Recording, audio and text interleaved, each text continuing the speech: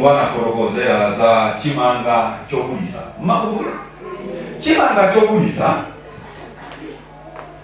ndi mtundu wa chimanga umene munthu amachita kuyasa moto kakusa ndi kumatenga chimanga kuponya pamenepo, ndiye iyeyu amachiponya chimanga chomachigwedeza ndi kantengo, ndiye akuyenera kumachitenga pamoto pomwepo ndi manja chikutentha ndi kumachiponya mtimo.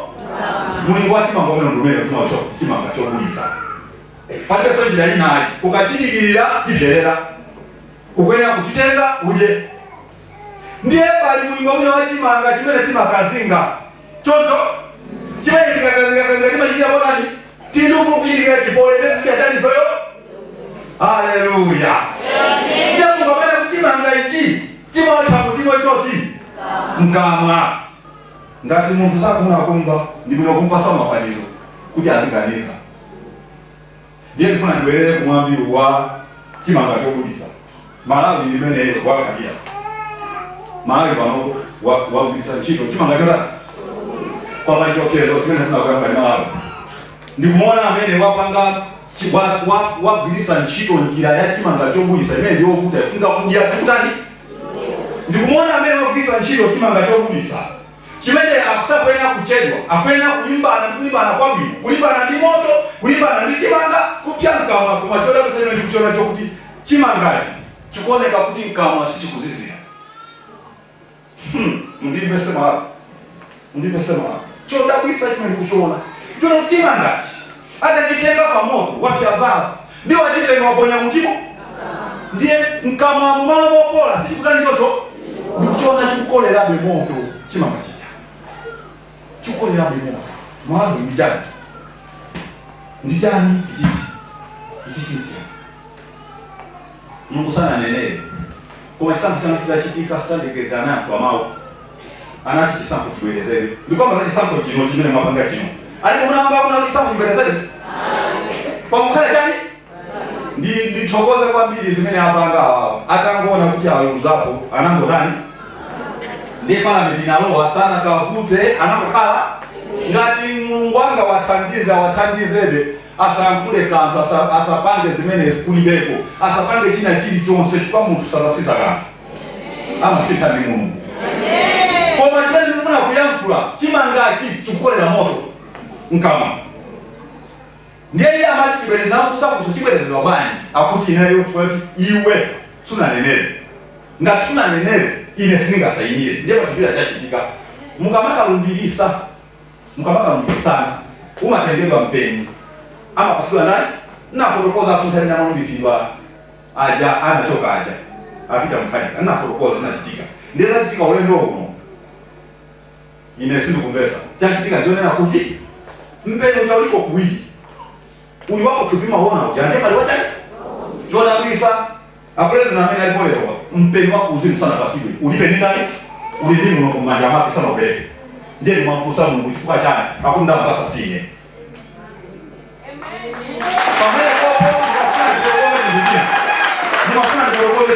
Akufunika Mulungu atithandize kuziko amene amaziwa kupembedzera bwino kupemphera bwino apembedzere afuse aone zimene zikuona inezi. Ameni. Apembedzere aone zimene zikuona inezi. Tikufuna tithandauze chani zonse. Ndiye tikuona chimanga chikukolerabe sikuthandauza chani. Ngati sipemphera ngati santhu awasapemphera ngati sitima ndi Mulungu okhala kumwamba nthawi yochepa anthu pabukaso zinthu zosalongosoka zimene adabuse si awo aposoniwa iye koma sanjekezi abusa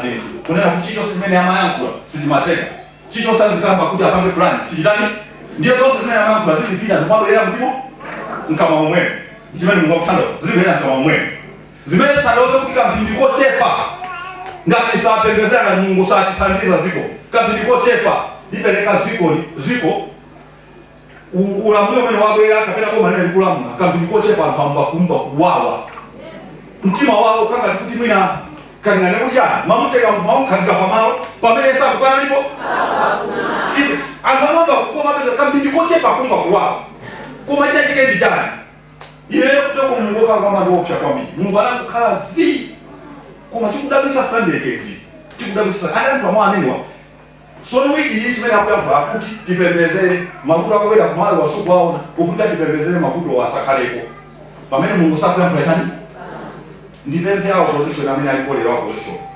asaganize kuti opposition ndikuyankhula zosokoneza kapena kuzuza anthu ena.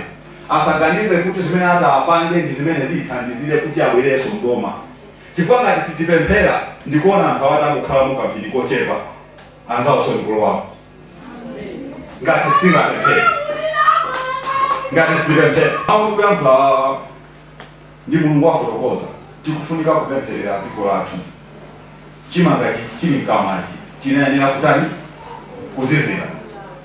Ngati anthu akundimva amve sindiyankhula kuti ndikufuna andimumvesere bwino sindiyankhula kuti ndafuna kuti ndiyakhule chinthucho ndinakhala baba chete fo Mulungu anakhala chete ndiyakuti ufotokoze andifuna wanthu ineyo andisakasaka angamusakasaka Mulunguyo amufuna wanthu ndiye Malawi lathu ndi Mordecai basi. Ndipempha awonse amene amawadalira kuti atakupemphera atali kodi apemphere bwino kwani kuona chicho simene azipanga chikususidwa ndi wanthu chicho simene azipanga chikususidwa ndi anthu malo mantendera mitima yawo kutani Mulungu anakamba kuti mikwiyo zitani izikwera. So ndikuona mbisa zimene zitani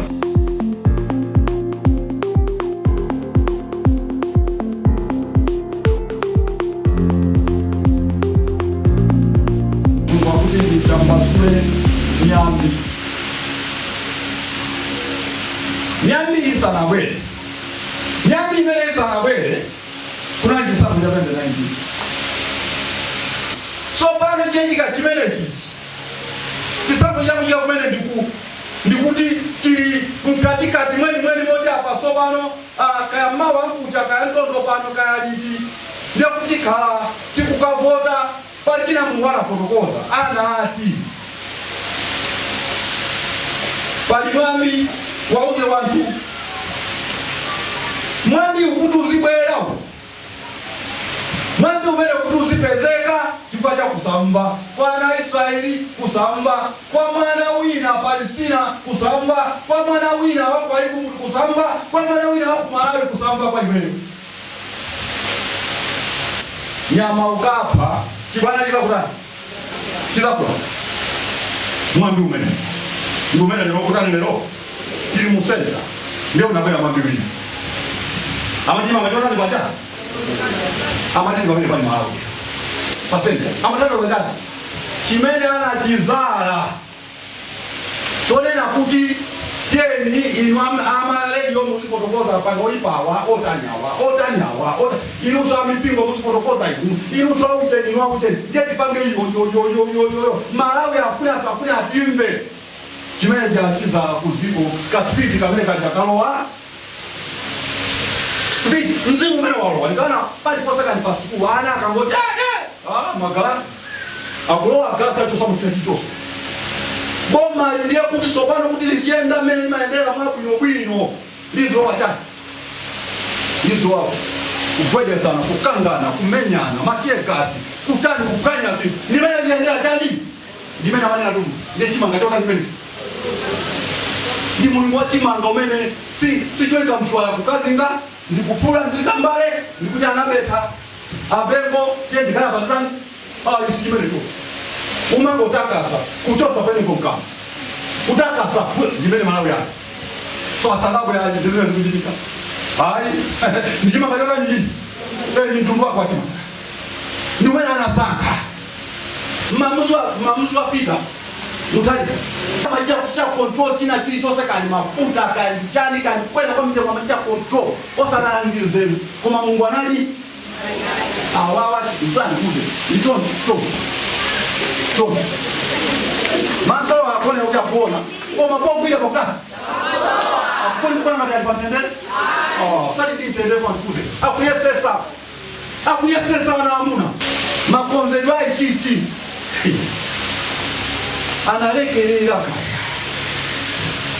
analekerera kumangoti akanafusa Mulungu akuti tikani yama nimba nalia awa mapanza kwa mpaka pano awa Mulungu awa malicha kajana malicha kaya malicha hadi janika acha mipingo kaya janika muli mapicho kumu ya zembe muli prophet muli mashehe muli ndani mabanzi alikukamwamba alikuna pano awauza Malawi anawa kuvutika pano soko watu achitose chakua kali kose sikakuteka akupendera kwa masasa mwa awauza anawa kuti ila Afrika aja kwenda kuya hapa kwenda kuya kwa Malawi ngati zivute bani kita chike sichikongresa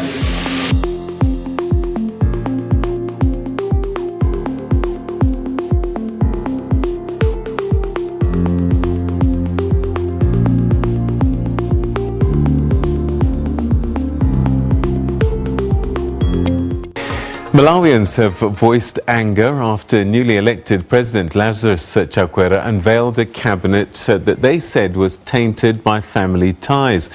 President Chakwera comfortably beat Peter Mutharika with 58.5% of the vote in last month's election, marking the first time in African history that an election rerun led to the defeat of an incumbent.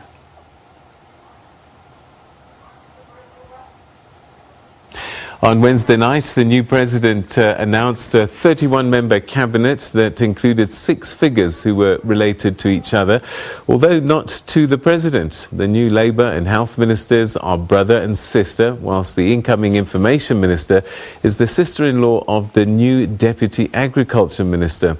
A former evangelical preacher, Chakwera promised to tackle corruption on his election ticket, and his victory brought hope for change in landlocked Malawi, where about half of the 18 million people live below the poverty line. These demonstrators in Malawi are running out of patience with the government. They want President Lazarus Chakwera to do something about alleged corruption in his administration, rising unemployment, and the high cost of living. You know, in Malawi, everything is at a standstill. Nothing is working. People are suffering, no jobs, no business, especially this time during the COVID period. We've been hit hard. So we are telling government to reduce some of the basic needs, the basic commodities like sugar, cooking oil, matches, soap. Chakwera became president 2 years ago after he unseated former leader Peter Mutharika in an election rerun. He promised to turn around the ailing economy and create 1 million jobs. That has not happened. But people here say they are struggling and are tired of empty promises. They vow there will be more demonstrations in the coming weeks until their demands are met. Haru Matasa, Hello and welcome to Rainbow News. My name is Catherine Muntali. Now there is a strong warning to Lilongwe District Commissioner Dr. Lowford Palani and other authorities against the shooting corruption suspects in the country. On Friday, Citizens Against Impunity and Corruption led hundreds of protesters to speak against what it views as corruption tendencies. They are now targeting premises of corruption, suspect Ashok Near, and some government offices. Robert Edward reports from DC's office in the capital city. For your own information, Mr. DC, sir, this is not a friendly letter. This is a serious warning from angry citizens that are ready to take action in time. They are saying from here they will now commence the indefinite waves of demonstrations in Lilongwe and other cities. For Rainbow, this is Robert Edward.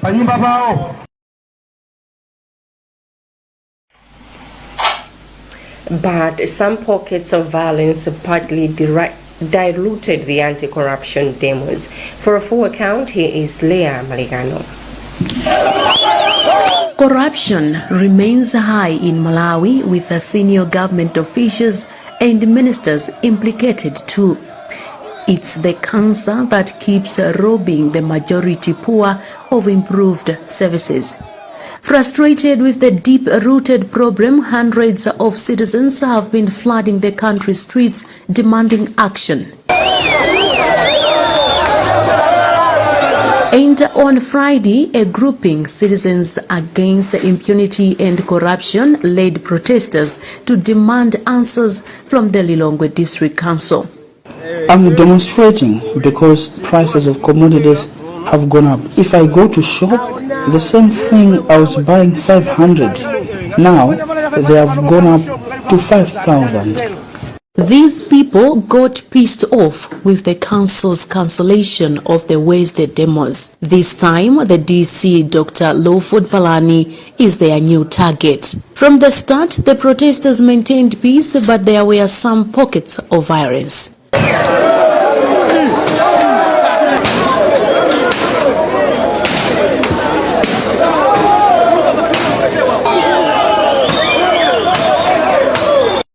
This prompted the heavy police presence to react, mainly after one of their officers got injured.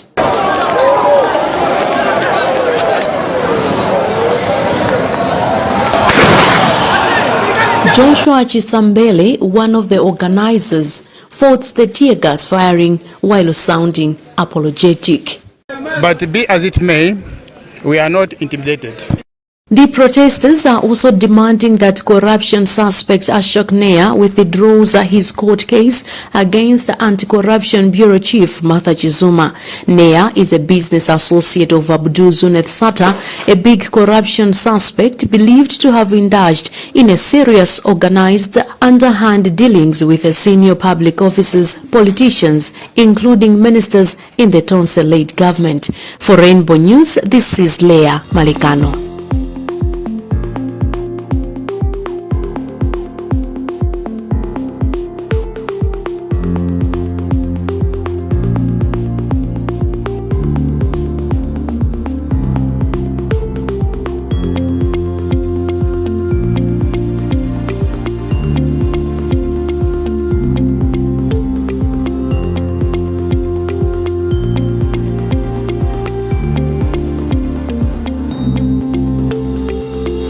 Good morning and thanks for watching Times News. With me, George Misinde. Catholic bishops have issued a pastoral letter being read today to its members in all churches in the country. The bishops say the vast majority of people in this country are languishing in poverty, while the wealthy few do not care. They have also lamented what they call weak and indecisive leadership at the office of the President and Cabinet, which they say is slowing the wheels of development. According to the bishops, there are also attempts by some cliques to muzzle the voice of the church on issues of national interest. The bishops have warned that if Malawi does not address some of the issues highlighted in the 1992 pastoral letter, including the growing gap between the rich and the poor, the country is heading for social disaster. Good morning and welcome to Monday Morning Bulletin with me, Chimanga. Each passing day, President Chakwera and his Tonse-led government keeps receiving mounting pressure on governance shortfalls. This time, the Catholic bishops have missed no words at all. They view the Tonse Alliance leaders as so much absorbed in disagreements with no sense of direction and decisive leadership. Again, they have blatantly told the Malawi leader not to side with his corrupt ministers and as having pledged to fight corruption during his campaign. This, to governance expert Makombo Montali, must be a timely warning to Chakwera to act decisively before things get out of hand. When you look at the history of Malawi, whenever the bishops have come out in the open to issue such letters, they are more like a warning to the government on the need to act. And the history clearly demonstrates on those who failed to act on what really happened to them when they did not act on that. Because at the end of the day, you find that you begin to lose the public trust. The bishops are also not amused with this year's affordable inputs program implementation, some questionable court judgments, muzzling of freedom of expression, and elements of nepotism in the current government. On Friday, hundreds of Malawians took to the streets in the capital Lilongwe, pushing for an end to impunity and corruption. This is Catherine Banda reporting. You've been with me, Chimanga. Keep watching Rainbow TV. Bye for now. Programu mungoni na ndikatsukuluza pano pa Rainbow Television in Kenford Ndima ndi nzanga pa Mike Mbalale tikukambirana muno program yakatsukuluza kalata imene ma bishop akatolika atulutsa komanso tili ndi nkhani zina zochuluka. Mike, zimene alemba mabishop apapa. Yes. Kuti kodi 30 years down the line, where are we? Pena pake mundu akhoza kumaona kuti kumatipateko sikunatithandize bola mwina kapena kumene kunali chipani chimodzi chija chimene chinkavuta ndi human rights koma zinthu zinkayenda ndi utsogoleri wa panowu utengereko phunziro uone kuti inside matipate kumene kuli ma freedoms osiyanasiyana akuti zinthu zikupitirira ndizosambeka. It's inexplicable and inexcusable. Now chifukwa tusichuti yangu yankula amene za many time 30 years afotokozanso ma program amene alipo pano taona yankula za AIP affordable inputs program. Yes. Ayankulamonso nkhani zokhudzana ndi katangale patakali pano. Ayankulaso nkhani yokhudzana ndi bodza kuchokera kwa ndale. Ayankulaso nkhani ina akuti ulamuliro wa Chakwera ukupanga la decisiveness. Weak leadership, weak and undecisive. Azilambire bwanji apapo pene anenera kuti afuna kukakumana nawo. I think akakumane nawo akawuze chimodzi for these 16 pages zambiri sanafuna kupereka ma examples ayankhula machikulu mabishop ayankhula machikulu mwamzeru mwina mosafuna kuti wina achite manyazi koma kuti zinthu zitikonze mwina akakakumana nawo ndi adziauza tsopano kuti mupanga zakuti zosayenera akawuze chimodzi chifukwa ngati mene yavuta kwambiri yakuti ku weakness and undecisiveness boma likuyenera kuti lidziwerenga read people's minds. Chifukwa ababa chifukwa tikambe kuti poseyedwa bomba tinaonanso apati atapita kukumana ndi mtsogoleri wa dziko kusanjika nkhani zina zimene anayankhula ni nkhani zokhudzana ndi katangale, nkhani zokhudzana ndi decisiveness of the leadership pa ma issues. Nkhani ikutuluka kwambiri, it's becoming very prominent and pada kalipa mukupero nkachizunguko kuti no antafika poti akaloweza. Koma when you look kumbali ya boma akumachikuwa kwambiri kudzipanga justify famu ngati muone apa. That's the biggest problem. Yes, ngati muone apa zimene akuyankhula akazako tikupita tikawafotokozere zimene tapanga zimene tikufuna tipange asakawafotokozere chonde akazako musakawafotokozere mabishopu zimene mapanga tifuna kukhala mdziko lomwe lino akuziona mukamve kuti tikonze pati na it's a matter of saka kukakabizaniya akakupatsani upangiri koma musakawafotokoze. Don't try to justify zimene mapanga. Chifukwa nkhani yokhudzana nkuti mtsogoleri wa dziko akuchedwa popanga ziganizo adakana akazako. Yes, komanso mukati mumuone mtsogoleri waimva nkhani mene CCP yankhula PAC yankhula apa mabishop akatolika yankhula mabungo enanso mbuyomu ayankhula tisana pamene tilipa.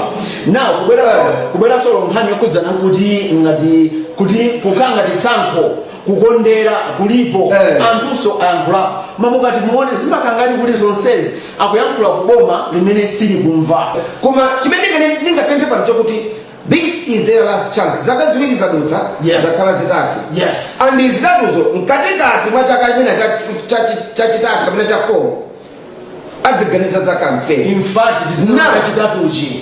Adziganiza za campaign. Yes. Ku campaign amalawi sakamva sobodza.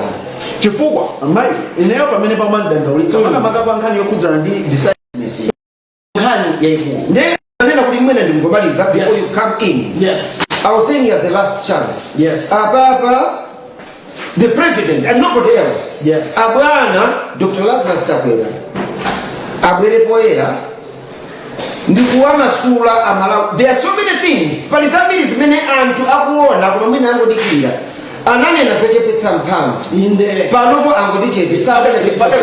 Mene amapereka sona state of nation address amayankhula nkhani yokhudzana kuti pakhala review ya ma benefits maudindo osiyanasiyana amboma. The change of tone ndi imene akuyankhula mabishop zofana chifukwa mukati muione mabishop akuyankhula zokuti andalewa akamabwera nkubwera pa podium yosiyana-siyana akuuza anthu zinthu zizikhala zoona asanamize of which godza limene ali kutira mwabwino kwambiri gold-plated lies. Now if we go to that sona you will see kuti nkhani imene mukuyankhula papa mtsogoleri wa dziko lino kuchepetsa mphamvu. You look, I mean you read between lines, you see kuti emergency kuchitika. He has one last chance. Yes. Kuchepetsa mphamvu. Point number 2, adanena zomapanga assess cabinet yake anapeleka nthawi amatazizi mpaka assessment ankayankhulanga tikotali kumapanga assessment. Chimene cha anthu anachivomereza and we said we have a leader finally. Pali nduna zina anthu akhala mneno kuti nduna zina zosayenera zofunika kuti akadazichotsa koma we don't know ngati amaziopa kuti awawa mwina ali ndi political base ina yake influence amandibweresera mavoti kapena adathandiza kwa adatipula kwambiri kapena kundisiya pa mpandopo asatengere zimenezi ali ndi maphunziro ngakhale zipangizo zokwanira. Timalize zakalata ya mabisho apa tifa tulowere kunkhani yokhuzana chilungamo justice. Yes. Kuti pali kuyikira kumbuyo anthu amene akuba ndalama ndi zina anthu akhuza kutaya chikhulupiriro ndi mmene ntchito zachilungamo zikuyendera mdziko muno. Yes. Apa ndikufunika kuti aboma zimene anthu akhala kunena kuboma kuchoti tamvetserani ambiri amene akuba chuma cha boma amene akuganiziridwa ndi anthu ali ndalama zambiri kwa basi koma pamapeza kuti they are being shielded akutetezedwa akamapita ku koti osamanga maunyolo. Koma Malawi kamlandu kakang'onong'ono kosadziwika bwino kuchino kukhala ngati kapena waphamuti kapena ndi chigawenga kumutengera chimbalo kuyang'ana mfuti zikumapita kumene kuchako mfuti against Malawi. Mike, if ngati kuli chinthu chimene boma la DPP linaloneka kuti lachimwa kwambiri ndipo chinthu chimene amabwera poyera achilima achakwera nkuyankhula kwambiri nacho khudzana ndi Katangale ende amayankhula momwe boma la DPP limasisitira Katangale ende amayankhulanso momwe akuluakulu aboma la DPP amakhudzidwira ndi nkhani za Katangale. Koma mukati muone pano in fact kuyankhula wake kwa nthawi imeneyi kunaizo kuti Katangale kukabwera boma latsopano sasekerera aliyense amene anaba ndalama za boma akubweza ndalama zimenezo tumangira zipatala ndalama zimenezo tumangira sukulu tili ndalama zambiri mdziko muno amene anazipititsa kunja zibwera ndalama zimenezo nzeru zakali nazo. Excitement imene nali kwa Malawi ba Kuna excitement chifukwa Amalawi amadziwa kuti anthu amene akuwabera ndi ndani. Tinakhumudwa titaona kuti anthu ena amba kutchedwa mayina timembezo kuti a president abwera sanga to make a quick decision koma tinaona undecisiveness. Momoti apumitsa nduna ajawo apolisi afufuze zimene zinachitika kale sadaziona. Yes. Kuti apange chiganizo chowapumitsa it took a long time. Komanso China clearing the labo ananena achapera ija kumanena zokuti we build this country brick by brick. That message was very hopeful. Ndi Malawi ndimapereka chiyembekezo ndipake ma Catholic bishops anena kuti kadzinena ni zona chifukwa chilungamo chimamasula the truth sets you free. Akati adzinena zinthu zona sadzivutika kupanga justify justification imene manena kuti afuna akapange justify akazako pamenepo akapanda kusamala akabweretsa akatenga chilungamo kuchisiya kumbali malo movomereza kuti apa zinthu sizikuyenda apaonetseratu kuti Malawi muno zinthu zayima chilichonse sichikuyenda ngani ya chuma ngani ya chilungamo ngani maphunziro zonsezi zayima. Ineyo ndimaona ngati chanzeru chimene akanachita mwina mkukakumana nawo kukamva tingakonze bwanji chifukwa kuti anenezo kuti kukhala busy kupanga justify. I mean zapanga accumulate kwambiri mavuto athu machimo athu ndi ambiri. Machimo awawa tikudziwa zokuti inde machimo akafiritsitsa amatabe kuyera koma akufunika kuti kuchapa kwake osati kwa masewero kutsukuluza kwake kwakukulu ndithu ndekukhala busy justify tiononga akomereze Chakwera a president athu Dr. Lazarus Chakwera ntchito linayo yayikulu kwambiri awerenge mofatsa ndi apapa ndi pamene akufunikira kukhala ndi alangizi. Mlangizi pangani za chuma, mlangizi pangani za khadi za alangizi aja apa ndi pamene amafunika kuti ationeka kuti akulangiza mtsogoleri osali mtsogoleri kumala muzavuta kale ndizona koma tipemphere ndithu muno ndosamba Mungu ananena nthawi kuti afunga itase mapemphero wanthu apemphera alipo ena akosa samba alipina kwake Mungu amawayankhula amenewo